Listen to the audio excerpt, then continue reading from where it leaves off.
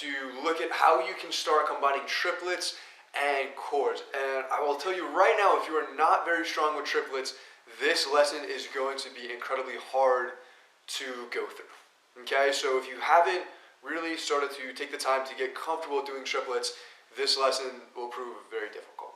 Okay, the riff we're going to be working with looks like this.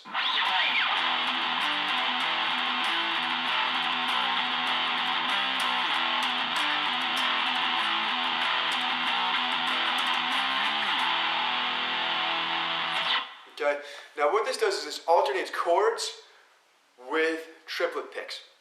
So to do this slow, it looks like this. Open as a chord, right? Then triplet. All these triplets are down, up, down, by the way.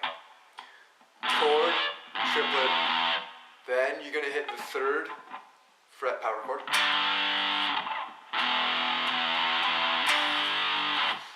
Triplet, again, you're alternating chords with triplets.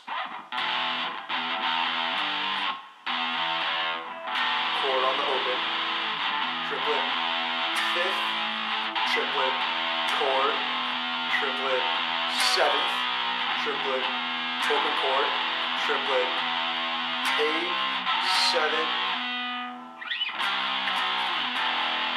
Okay, that's the first part. Okay, so we got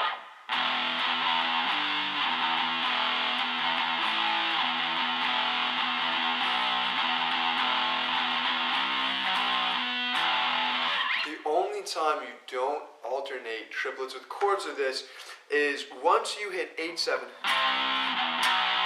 go straight down to the open. Okay? The second time you do it, everything stays the same, but instead of hitting 8, 7, you hit 8, 10. Right? So that would sound like this.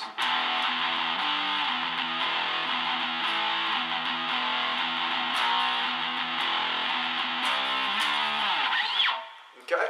And again, every time you start, you come down to your power chord. Now, what your triplets do here is they give you a little bit of time that you can fill out the space and move your hands. If you didn't use a triplet and you just did a single pick, it would be fairly hard to do this riff.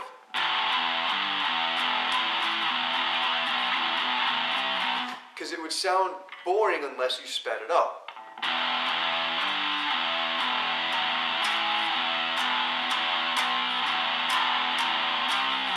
Right? And if you speed it up,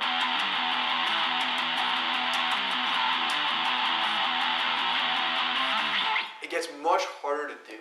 Okay? So, and it might not fit the song that you're doing because you can't have two things that are completely off tempo is going back and forth, right? You need to keep fairly close to the same tempo. Actually, you really pretty much need to keep the same tempo. There are exceptions, but anyways. So what the triplet does, it fills out the sound. And then your power chords give it the heaviness to it. So the triplet fills the sound.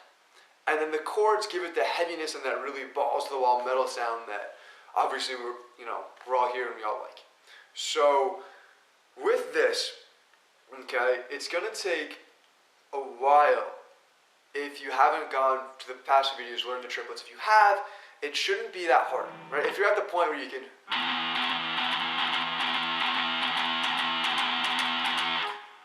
kind of chug along a lot, it shouldn't be too hard because then all it is adding in the power chords.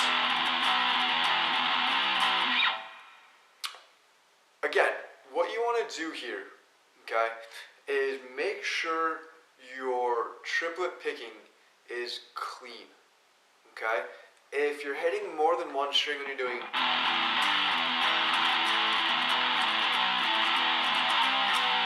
you're going to get a very muddied sound. So when you do the triplets, you have to only hit, at least here, only hit the 6th string, okay? Work on that. This video isn't too long because there's not too much more to it than that going forward with this rhythm. There's not too many more techniques and too many tricks. It's pretty much just kind of building on your arsenal.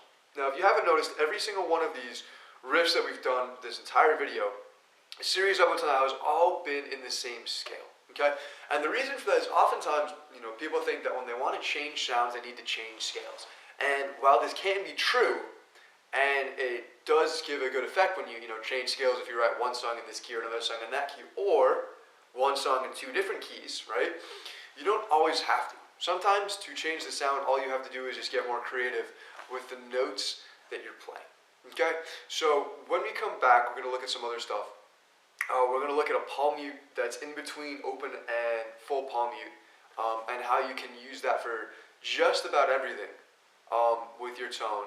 And then we're going to come back and we're going to wrap everything up, and that's going to be it for this section on playing rhythm. And then we go back into the more fun stuff that, you know, we all like, which is the leads and the solo, and bringing it a bit more advanced and do some great stuff with that. So, talk to you guys soon.